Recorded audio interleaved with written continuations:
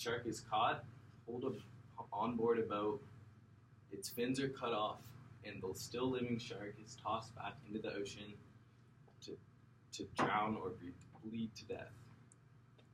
Shark fins are huge in international trading and is most commonly found in a delicacy dish served around the world.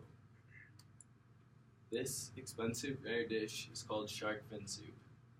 It's the shark fins cartilage, they dry it and shred it, and it's most of the time sent out to like Chinese or like bigger facilities and sold for very expensive, and it's kind of looked down upon if you just kind of buy it. So if you were to just go to a restaurant that sells it and just order it like nonchalantly, they would kind of be a little weird. But if you were with like a big gathering and there's a bunch of you, it's more understanding. It's like a celebration. I'm sure most of you've seen sharks. I just thought this video was pretty insane.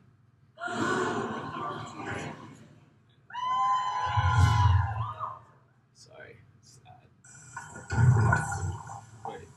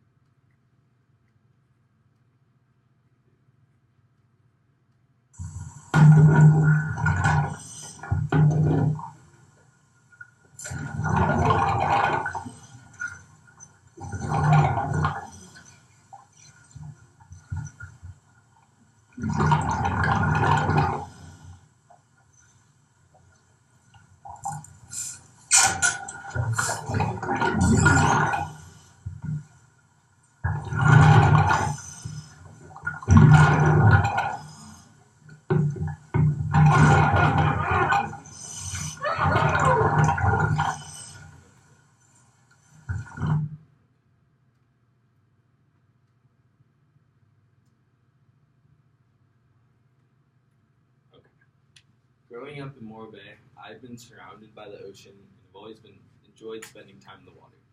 Surprisingly, I have had multiple interactions with sharks, and I've never been put in any type of scary position. Jim Abernethy from the National Geographic claims great whites are the largest predatory fish on Earth. These large fish are looked upon as monsters without the realization of how important they are towards the ocean and further ecological roles. These sharks aren't just slowing down either. The IUCN, International Union for Conservation of Nature, put this species under their red list of endangered species during 2002. As much as people think sharks are just pointless, scary creatures, they actually play a vital role in the ocean's food chain. So what would happen if there were no sharks? For example, if a major decrease or even extinction occurred, algae would go out of control. Sharks eat big fish, which eat smaller fish that eat away algae. So if there were no sharks, instead of our amazing coral reefs, we would have a swamp of green algae covering the floor. Also, smaller fish like scallops rely on sharks to eat their prey.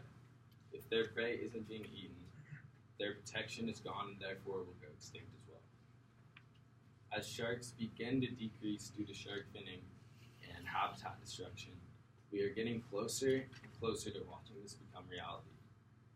Anthony Domenico, a writer from CNET.com, stated we are killing sharks every 3.7 seconds, while sharks kill about 1 to 2 humans per year. Although, if we act in the way we should, we can slow down or even stop the shark decline. If all of society knew about the simplicity it takes in order to help white shark conservation, these animals may not be on the list for threatened species. Education is key within recovery.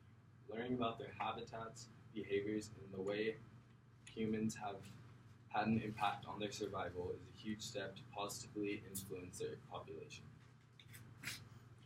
Another impactful way to recover the sharks would to not indulge in any shark products.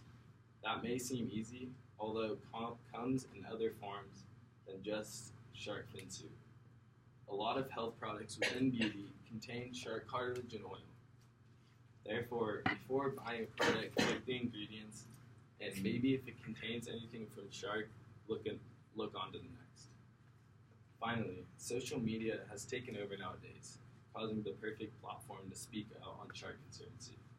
All it takes is a simple click on the share button of a video or article to let hundreds of people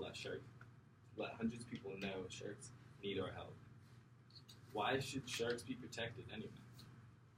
Sharks occupy many different trophic levels in the oceans, causing a huge alteration if they were removed. An article on livingdreams.com explains the effects of predators like tiger sharks and bull sharks going extinct. These sharks had fed on cow-nose rays around there, while the cow-nose rays fed on scallops. Without the shark to take out the rays, the cow-nose rays get enormous with their populations and put the scallops into decline. The positive of saving our sharks and making sure our ocean is safe is endless.